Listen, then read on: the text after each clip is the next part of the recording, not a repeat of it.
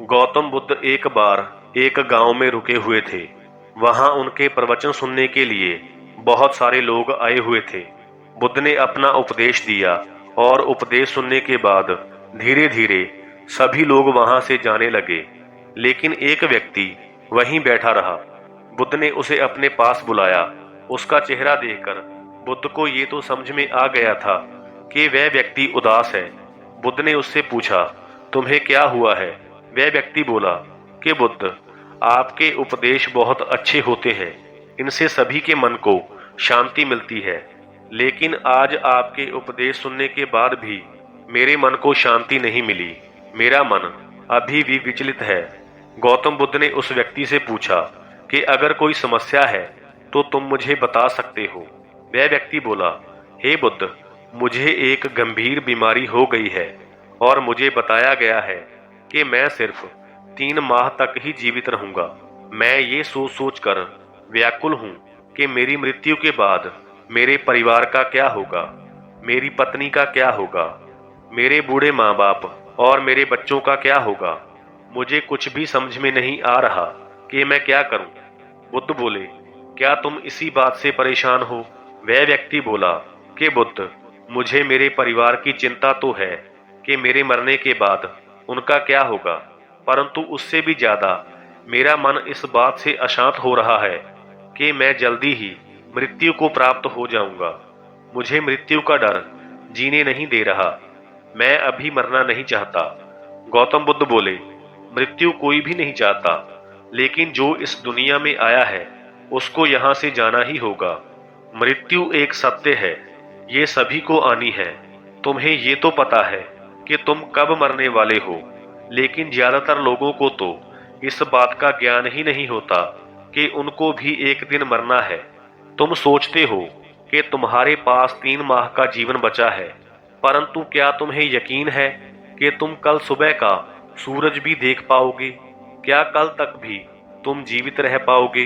वह व्यक्ति बोला कि नहीं बुद्ध, मुझे नहीं पता कि मैं कल जीवित रहूंगा या नहीं।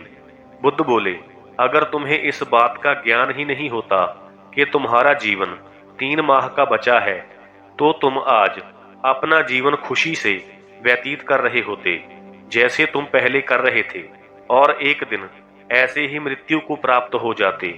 वह व्यक्ति बोला, हाँ बुद्ध, आप सही कह रहे हैं। बुद्ध उस व्यक्ति से बोले कि जो जीवन तुम्हारे पास शेष बचा है उसको तुम उदास रहकर व्यर्थ मत करो, उसको खुशी से जियो। वह व्यक्ति बोला, हे बुद्ध, मैं बस अभी 37 वर्ष का ही हूँ। मैंने अभी जीवन में देखा ही क्या है। अभी तो मैं जिंदगी में बहुत कुछ करना चाहता था, अपनी जिंदगी को अच्छी तरह से जीना चाहता था। बुद्ध बोले, क्या तुम्हें पता चला कि तुम्हारे जीवन के यह 37 वर्ष कैसे बीत गए? क्या तुमने इन 37 वर्षों को जीने का अनुभव किया है? क्या तुम्हें इन 37 वर्षों में जो एक एक दिन, एक एक क्षण मिला था, उसको तुमने संपूर्ण रूप से जिया? तुम कब 37 वर्ष के हो गए, तुम्हें इस बात का पता भी नहीं चला। जो जीवन तुमने जिया, क्या वो सब तुम्हें याद है? तुम्हें कुछ खास दिन और कुछ खास बातें याद होंगी, लेकिन क्या एक एक दिन जो तुमने इन 37 वर्षों में जिया तुम्हें याद है? तुम्हें नहीं याद होगा, क्योंकि तुमने अपने जीवन को होश पूर्वक जिया ही नहीं। अगर तुम होश पूर्वक भी 37 वर्ष अपने जीवन को जीते तो ये 37 वर्ष 37,000 वर्ष जैसे हो जाते और हर दिन एक नए जीवन जैसा हो जाता। जीवन का उपहार जो तुमको मिला था, तुमने उसको नष्ट कर दिया, और अब जब तुम्हें मृत्यु का उपहार मिल रहा है तो तुम उसको भी नष्ट कर रहे हो। वह व्यक्ति बोला कि बुद्ध, मैं कुछ समझ नहीं पा रहा हूँ। जीवन तो एक उपहार है, लेकिन मृत्यु एक उपहार कैसे हो सकती है? बुद्ध बोले कि मृत्यु हमेशा ही प्रकाश की ओर लेकर जाती है। जब तक तुम्हें इस बात का ज्ञान नहीं था कि तुम मरने वाले हो, तब तक तुमने जीवन को एक उपहार की तरह समझा ही नहीं। तुमने अपने हर दिन को अच्छी तरह से जिया ही नहीं। जब तुम्हें पता चला कि मृत्यु तुम्हारे समीप है, तब तुम बचे हुए जीवन को लेकर त्रासदी करने लगे कि अभी तो तुमने जीवन जिया ही कहाँ था। बुद्ध ने आगे बोला, क्या तुम्हें पिछले जन्म का कुछ ज्ञात है? वह व्यक्ति बोला, नहीं बुद्ध, मुझे कुछ भी ज्ञात नहीं है। बुद्ध बोले, ऐसे ही तुम्हें मृत्यु से पहले जीवन का ज्ञान नहीं था। अब तुम अपने बचे हुए जीवन को होशपूर्वक जियो और ध्यान करो। जब तुम जीवन को समझ जाओगे तब तुम मृत्यु को भी समझ पाओगे। मृत्यु का जो डर तुम्हारे अंदर है वह निकल जाएगा और मृत्यु को भी तुम एक उपहार की तरह स्वीकार कर पाओगे। हमें जो जीवन मिला है उसे हमें जागृत होकर जीना चाहिए। वह व्यक्ति बोला कि बुद्ध, आपकी यह बात तो मुझे समझ में आ गई है कि मुझे अपना बचा हुआ जीवन ध्यान करके जागृत अवस्था में जीना है, लेकिन मेरी मौत के बाद मेरे परिवार का क्या होगा? मेरे माँ बाप, मेरी पत्नी और मेरे बच्चों का क्या होगा? बुद्ध बोले, क्या तुम इन सब के लिए अभी कुछ कर सकते हो? वह व्यक्ति बोला कि बुद्ध, अभी तो मैं कुछ नहीं कर सकता। तो बुद्ध बोले कि जब तुम कुछ कर ही नहीं सकते तो तुम यह सोच सोच कर अपना बाकी का बचा हुआ जीवन क्यों व्यर्थ कर रहे हो? इस धरती पर प्रत्येक मनुष्य अपना जीवन जीता है और अपने कर्म करता है। हम कभी किसी और के लिए कुछ नहीं करते।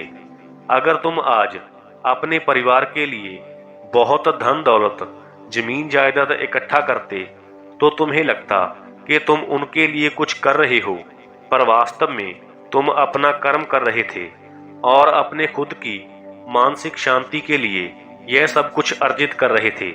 अगर तुम ये सब अर्जित नहीं भी करते तो भी उनके जीवन में जो लिखा था उन्हें मिलता, और अगर तुम अर्जित करते तो भी उनके जीवन में जो कर्म लिखे थे उन्हें भोगने पड़ते, क्योंकि यह जीवन ही कठिनाइयों से भरा है। जीवन कभी भी आसान नहीं रहा है, जीवन में संघर्ष करना पड़ता है। अगर गरीब व्यक्ति का जीवन कठिनाइयों से भरा है तो धनी व्यक्ति के जीवन में भी कुछ न कुछ कठिनाइयां अवश्य आती है। इसलिए धन से तो जीवन के संघर्ष को खत्म नहीं किया जा सकता। जीवन को बिना संघर्ष से जीने का एकमात्र उपाय है पूर्ण जागृत होकर जीना। हर दिन पूर्ण जागृत होकर जीने से हम जीवन और मृत्यु को समझ पाते हैं और जीवन की कठिनाइयों से भी ऊपर उठ पाते हैं। वह व्यक्ति बोला कि बुद्ध, मैं अब आपकी बात को समझ गया हूँ। अब मुझे मृत्यु का भी डर नहीं है। आज से मैं अपना बचा हुआ जीवन पूर्ण जागृत होकर जीऊंगा। धन्यवाद।